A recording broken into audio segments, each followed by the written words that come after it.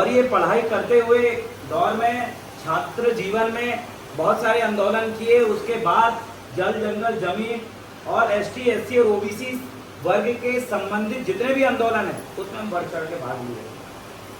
और जैसे कि इस गांव में एसटी समाज के लोग हैं, एसटी वर्ग के आदिवासी हैं, यहाँ पर एससी वर्ग के साथ ही ओबीसी वर्ग के भी हैं।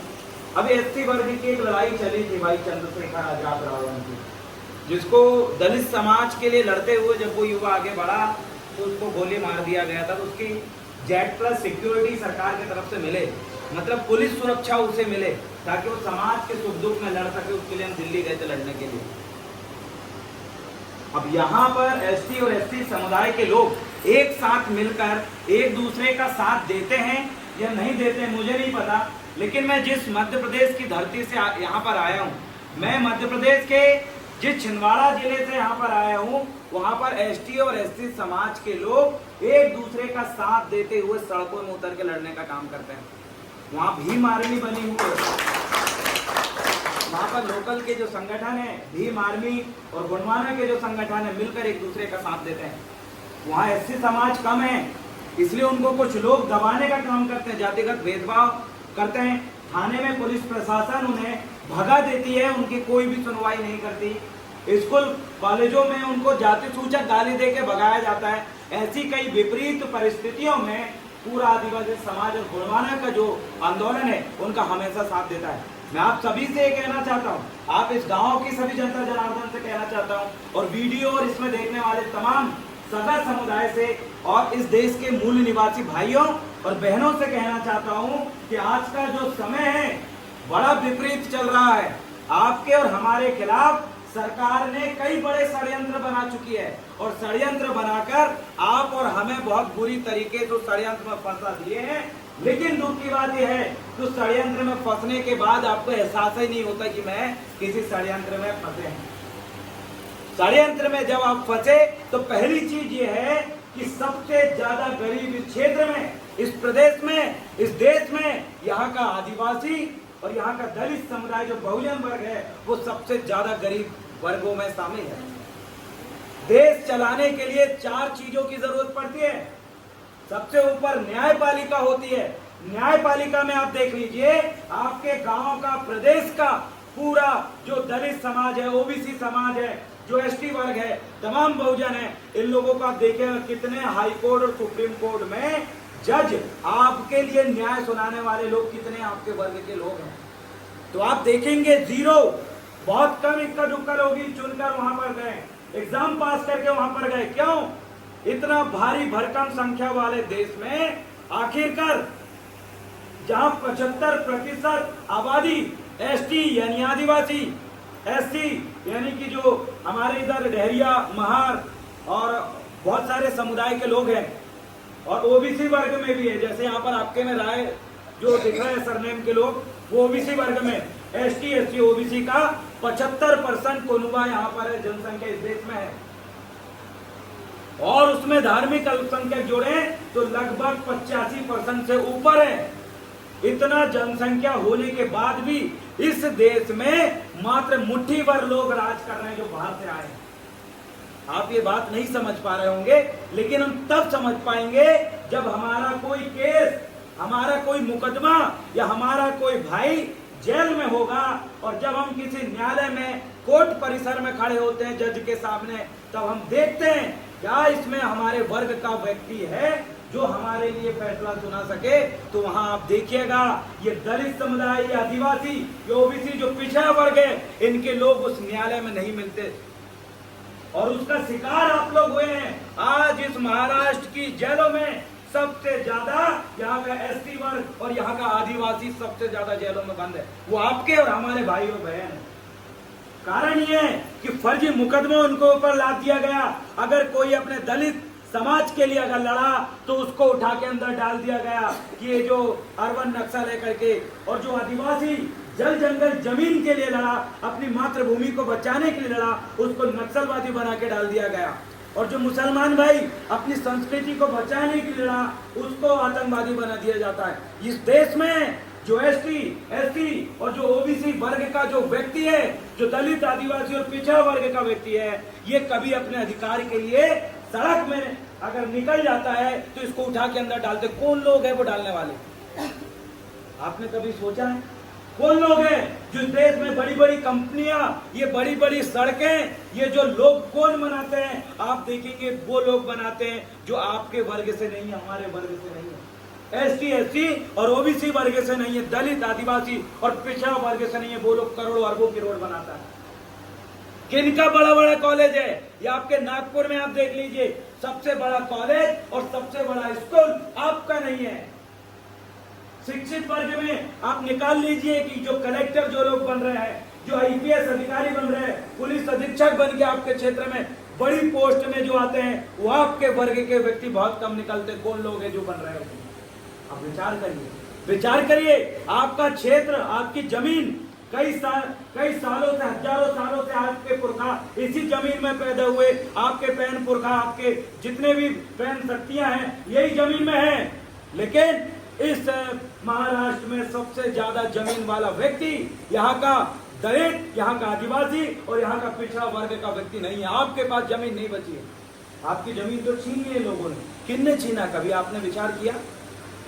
क्या आपने विचार किया कि न्यायपालिका के बाद जो यहाँ की व्यवस्थापिका है, आईएएस, आईपीएस, जो बड़े बड़े अधिकारियां बनते हैं, जिनके हाथ में पूरा प्रदेश और जिला होता है, जो आपके एक एक निर्णय, चाहे वन विभाग में किनकी जमीन गई, किन लोगों का कब्जा है, किनका फेंसिंग लगा रहा है, वन विभाग कहाँ गड्ढा खोदेगा, कहाँ आपके गांव के लोग बफर जोन के नाम पे भगाए जाएंगे, कहाँ आपके लोगों को तालाब के नाम पे डोबा जाएगा, कहाँ आपके लोगों को हक अधिकार छीना जाएगा। ये बड़ी बड़ी चीजों जो लोग संभालते हैं, अपर सचिव, मुख्य सचिव, आईएएस, आईपीएस जो अधिकारी है, वो आपका वर्ग नहीं बन पाया है। अगला कौन बना है फिर? उसमें आप विचार करिए। जब आपका विधायक, सांसद, जो आमदार का यहाँ चुनाव होता है, एमपी और एमएलए आपके जो बनते हैं, वो आपके लिए आवाज नहीं उठाते। और उनकी समाज का व्यक्ति उनके सामने मरता है, उनकी समाज की बहु बेटियों का शारीरिक शोषण होता है, लेकिन उसके जवान से एक शब्द नहीं निकलता।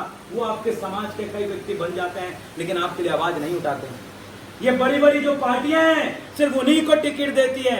आपके क्षेत्र में बड़ी बड़ी पार्टी में नाम नहीं लेना चाहूंगा, वो उन्हीं को टिकट देती है जो गूंगा टाइप का व्यक्ति हो, चुपचाप खड़े होकर उनके सारे पे नाच सके। भारतीय संविधान में यहाँ के दलित, आदिवासी और पिछड़ा वर्ग के लिए 4 प्रकार का आरक्षण दिया हुआ है, लेकिन वो चारों प्रकार के जो आरक्षण जो बाबा साहब भीमराव अम्बेडकर ने लड़कर हमें दिलाए, हमें दिलाने वाले तमाम महापुरुष जो थे, जिन लोगों ने लड़के दिलाए, वो आरक्षण का फायदा आपको नहीं मिल रहा है, ढंग से नहीं मिल रहा है। वो आरक्षण का फायदा छोड़िए, आपको वो 4 प्रकार के आरक्षण ढंग से समझ में नहीं आए होंगे। सोच के देखिए, उस समय जयपाल सिंह मुंडा, बाबा साहब भीमराव अम्बेडकर उस समय उन लोगों से लड़के आपको ये अधिकार दिलवाएं, उन लोगों से लड़के। कौन लोग? जो सड़क जिनकी है, बड़ी बिल्डिंग जिनकी है, जिनके पास बड़ी बड़ी फैक्ट्रियां हैं, जो बड़ी बड़ी नौकरियों में, वो लोग जो बाहर से आए हैं, उन लोगों से लड़के जो अधिकार हमें दिलाए गए, उन अधिकारों को हम आज तक नहीं समझ पाए, जिन अधिकारों को उन्होंने हमें दिलाए हैं, लिखे हैं अपने हाथ से। सोचो कितनी दर्दनाक बात है, कैसी स्थिति में हम जी रहे हैं। ये समाज का व्यक्ति शिक्षा में वो आरक्षण को नहीं समझ पाया। जब शिक्षा में आरक्षण को आप समझोगे तो पाओगे कि जो व्यक्ति बाहर से आया है, जो इस देश का ही नहीं है, वो व्यक्ति यहाँ के दलित, आदिवासी और पिछड़ा वर्ग के नाम पे आरक्षण जो शिक्षा में मिलना चाहिए उसका पूरा फायदा ले रहा है। जितना ये समाज का व्यक्ति शिक्षा में आरक्षण का फायदा नहीं ले पा रहा है, उतना वो व्यक्ति ले रहा है जो बोगस बना हुआ है, जो फर्जी जाति प्रमाण पत्र का सर्टिफिकेट बना के आपके नाम पे नौकरियां कर रहा है। लेकिन इस समाज के लोग कभी उनका जाति प्रमाण पत्र की छानबीन उसके लिए कभी आवाज नहीं उठाए। नहीं, समाज के लोग के जो विधायक बने, वो आमदार बने, जो सांसद बने, एमपी बने हुए हैं, इन लोगों ने भी कभी आवाज नहीं उठाई, क्योंकि ये गुलाम लोग हैं। ये ऐसी पार्टियों से चुनकर आए हैं जो पार्टियां इनके गले में एक वो पट्टा डाल के रखी है कि तेको किधर जाना और क्या बोलना है। शिक्षा में आरक्षण आप देखिए, उसी में जब शिक्षा में आरक्षण की बात आई, उसके बाद नौकरियों में आरक्षण मिला। शिक्षा में आपके बच्चों को बिना पैसे के कैसे मुफ्त में शिक्षा मिले, विदेश कैसे आपका बच्चा पढ़ के जाए, बड़ी बड़ी नौकरियों की तैयारी कैसी हो, इसके लिए शिक्षा में आरक्षण दिया गया था। नौकरी में आरक्षण दिया गया था कि समाज के लोग गांव में रहते हैं, दोनों टाइम मजदूरी करते हैं, दिन रात बहुत बड़ी बड़ी समस्याओं से जूझते हैं, उसके बावजूद इनकी नौकरियां कैसे लगे, इसके लिए बाबा साहब भीमराव अम्बेडकर और जयपाल सिंह मुंडा जी ने पहल चलाया और उसमें नौकरियों में आरक्षण दिया ताकि आपका बच्चा एक बहुत बड़ा पुलिस ऑफिसर बन सके, कलेक्टर बन सके, एक बहुत बड़ा नेवी ऑफिसर बन सके, हर एक जॉब में बड़ी पोस्ट तक आपका बच्चा पहुंचे। इसके लिए आपको अधिकार दिया नौकरी में आरक्षण, लेकिन आपका व्यक्ति फायदा नहीं ले पाया है, दूसरा व्यक्ति उसका फायदा लिया हुआ है। प्रमोशन में आरक्षण, आप देखिए नौकरी लगने के बाद उनके आगे बढ़ने के चांसेस बंद कर दिए जाते हैं, आगे नहीं बढ़ने दिया जाता, उसके लिए भी प्रमोशन में आरक्षण, तीसरा प्रकार का आरक्षण मिला था। क्या हुआ भैया, आपका व्यक्ति जब यहाँ का थानादार बन के आता है, कि थाना का प्रभारी बनता है, वो वहीं लटका रहता है, उसको आगे बढ़ने नहीं दिया था। क्यों? क्योंकि वो महार है। क्यों? क्योंकि वो कोई आदिवासी समाज का है। क्यों? क्योंकि वो कोई कलार है, उसको वहीं अड़ा दिया जाता है, नहीं बढ़ने दिया जाता उसको। क्यों? जब आपके महापुरुषों ने आपको इतने बड़े अधिकार दिया है तो उनका फायदा आपको नहीं मिल पा रहा है। 3 प्रकार का आरक्षण बता दिया। चौथा आरक्षण राजनीति में है। राजनीति में आपको आरक्षण दिया गया है कि आपका व्यक्ति आमदार बन सके, आपका व्यक्ति यहाँ का मुख्यमंत्री बन सके, लेकिन आप लोगों ने अपने लोगों को चुनने की बजाय ऐसे लोगों को चुन के पहुंचा दिया जो आपके आंखों के सामने आपको बर्बाद करते हुए वो देखेगा, लेकिन मुंह से एक शब्द भी नहीं निकलेगा। ऐसे लोगों को आप आमदार बना के पहुंचाते हो और उसने बड़े अधिकार दिए हैं आपको, लेकिन आज जिन लोगों को इस महाराष्ट्र का शासक होना चाहिए था, जिनको मालिक होना चाहिए था, जिनको यहाँ की शासन व्यवस्था, यहाँ की राजनीतिक व्यवस्था, यहाँ की शैक्षणिक व्यवस्था और यहाँ की धार्मिक व्यवस्था में जिसकी पकड़ होनी चाहिए, वो समाज का व्यक्ति यहाँ पर बैठा हुआ है, लेकिन आपकी पकड़ नहीं है, किसी और की है। कौन है ये और व्यक्ति जो जंगलों को काट के आपसे छीनना चाहता है? कौन है वो और व्यक्ति जो आपकी खनिज संपदा, कोयला से लेकर तमाम खनिजों को आपसे छीनना चाहता है? कौन है जो व्यक्ति जिन्होंने आपके बच्चों की नौकरियां खा गई? कौन है वो व्यक्ति जो आज आपको गरीब बना रहा है और आपके हिस्से का पैसा वो खुद खा रहा है? कौन है वो व्यक्ति जो हमारे लोगों को कठपुतली बना के रखा है? आपको विचार करना है कौन है वो। कुछ षड्यंत्रकारी लोग हैं, उस समय हमारे महापुरुषों ने उनसे लड़े थे, लेकिन आज आप उनकी पहचान नहीं कर पा रहे हैं। याद करिए, जब ये लोक शाहीर अण्णा भाऊ साठे ने दुश्मन को पहचाना कि कौन व्यक्ति है जो समाज के लिए दुश्मन है, आप पहचानिए राजमाता जीजाऊ साहेब, इन्होंने जिनको पहचान लिया कि ये कौन लोग हैं जो समाज को रोक रहे हैं। बिरसा मुंडा ने पहचान लिया कि कौन लोग है हमारी जल जंगल जमीन को काट रहा है। बाबा साहब भीमराव अम्बेडकर ने पहचान लिया कि कौन लोग हैं यहाँ के महार समुदाय के लोगों को, दलित समुदाय के लोगों को पानी पीने से भी रोक रहा है। यहाँ के टांटिया भील ने पहचान लिया कि कौन लोग है जो हमारे लोगों को बंधुआ मजदूर बना रहा है, कौन लोग है जो उनसे खनिज संपदा छीन के ले रहा है। रानी दुर्गावती ने पहचान लिया कि कौन है जो मेरी मातृभूमि में जहां सोने चांदी के सिक्के चल रहे हैं उसको बर्बाद करने के लिए उन्होंने पहचान लिया। दलपत साहा ने पहचान लिया, रघुनाथ साहा ने, शंकर साहा मंडावी ने, इन्होंने बाबूराव सेठवाके जी ने, इन्होंने पहचान लिया कि कौन इस समाज का दुश्मन है, कौन इनको बढ़ने से रोकता है, कौन इनके बच्चों को आगे आने से रोकता है। उन्होंने पहचान लिया, लेकिन आप नहीं पहचाने, इसका मुझे दुख है। हमारे महापुरुषों ने सभी को पहचान लिया था, इसलिए आज वो महापुरुष बने हुए, इसलिए यहाँ पर हम उनको पूछते हैं। लेकिन बड़ी दुख की बात है कि यहाँ का आदिवासी, यहाँ का दलित समाज, यहाँ का ओबीसी पिछड़ा वर्ग अपने समाज के दुश्मनों को नहीं पहचाना, उल्टा उनके साथ घुस के उन्हीं की सेना को मजबूत कर रहा है। अरे आपको खत्म करने वाले लोगों में जो आपको खत्म कर रहे हैं, वहां ही आपका भाई खड़ा होकर उनको मजबूत कर रहा है। आप अपने दुश्मनों को मजबूत करते हो, दुश्मनों की सेना में जाके शामिल होते हो, आपका क्यों विकास होगा? आप रहोगे सबसे ज्यादा गरीब। यूपी बिहार का व्यक्ति आके यहाँ अमीर करोड़पति बन जाएगा, आप रहोगे सबसे गरीब। वो गुजरात का व्यक्ति आके यहाँ अमीर करोड़पति बन जाता, आप रहोगे गरीब। वो हरियाणा और कहाँ के लोग, जोधपुर आइसक्रीम वाला, राजपुरोहित, कौन कौन घुस गया, सब बना डाला, पेट्रोल पंप से लेके सब, आप लोग रहोगे वहीं। क्यों? क्योंकि आप लोगों ने अपने दुश्मनों को मजबूत करने का काम किया है, अपने खुद को मजबूत नहीं किया। अब समय आ गया है कि अपने हाथ मजबूत करिए, अपने दिमाग मजबूत करिए। उस समय हमारे महापुरुषों ने, आदिवासी महापुरुषों ने तलवार निकाल के, राजतंत्र था उस समय, तलवार की लड़ाई लड़ी, तीर धनुष की लड़ाई लड़ी। राजतंत्र में तलवार को धार लगाने की जरूरत पड़ती है और लोकतंत्र में ये पेन और ये कलम की ताकत को समझने की जरूरत पड़ती है। हम आज तलवार निकालेंगे, हम आज बंदूक निकालेंगे तो उन लोगों के पास हमसे 2 गुना ज्यादा बंदूक है, वो आपसे पहले आपको भून डालेंगे, आपके बच्चों को भून डालेंगे।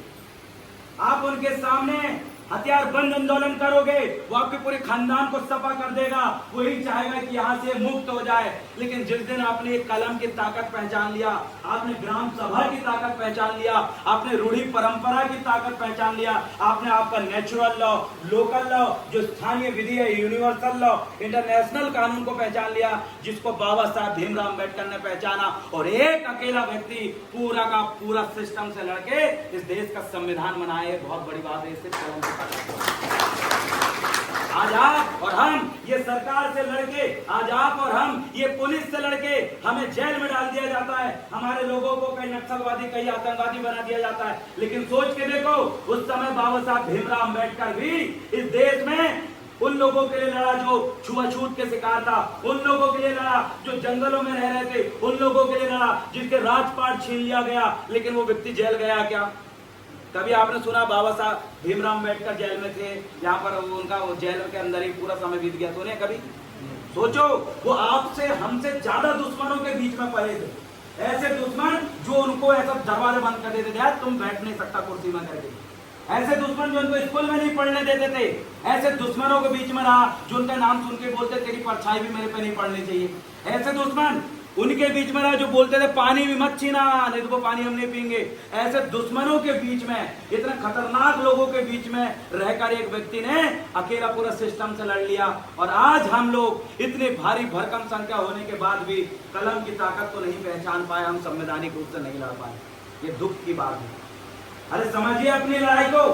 क्या है ग्राम सभा? ग्राम सभा आपको स्वशासन का अधिकार देती है। ये वही ग्राम सभा है, ये वही ग्राम सभा है भारतीय संविधान के, जब आप भारतीय न्याय संहिता BNSS और BNS 2023 जब इसको उठा के पढ़ेंगे तो उसमें लिखा हुआ है कि यहाँ पर ये जो भारतीय न्याय संहिता है, इससे पहले IPC इंडियन पेनल कोड कहते थे, भारतीय दंड संहिता कहते थे, उस कानून के अंतर्गत आने वाले ये जो कानून है किस जगह लागू होंगे? ऐसे क्षेत्र में लागू होंगे जहां पर सामान्य वर्ग के लोग रहते हैं, जहां पर स्थानीय विधि के अनुसार वहां की ग्राम सभा संचालन नहीं होती, ऐसी जगह ये कानून लागू नहीं होते। आपके गांव में ये बड़े बड़े कानून और बहुत सारी गुत्थियां इसलिए लागू हो पा रही है क्योंकि आप लोगों ने ग्राम सभा को नहीं समझ पाए। स्थानीय विधि संचालित होते हैं क्या? थाना जाते हो आप लोग? थाना जाते हैं? थाना पुलिस स्टेशन जाते हैं? कुछ लोग जाते हैं ना। अगर आप जाते हैं तो आप स्थानीय विधि लोकल लॉ से संचालित नहीं हो रहे हैं, तो आपके ऊपर पुलिस प्रशासन कभी भी कार्रवाई कर सकती है। अब एक नया कानून आया है, प्रिवेंटिव डिटेंशन करके, पता है आपको? BNSS सब जगह लागू है। प्रिवेंटिव डिटेंशन मतलब पुलिस जब चाहे जब आपको बिना गिरफ्तारी वारंट पे उठा सकती है, जब चाहे जब तक आपको थाने में बंद करके रख सकती है। पहले था कि 24 घंटे के अंदर पुलिस ले जाएगी, कोर्ट में प्रस्तुत करेगी, उसके बाद बाकी जमानत की प्रोसीडिंग होगी। लेकिन अब ऐसा नहीं, पुलिस कभी उठा ले सकती है। बोले क्यों? हमें तुम पे शक था। Preventive detention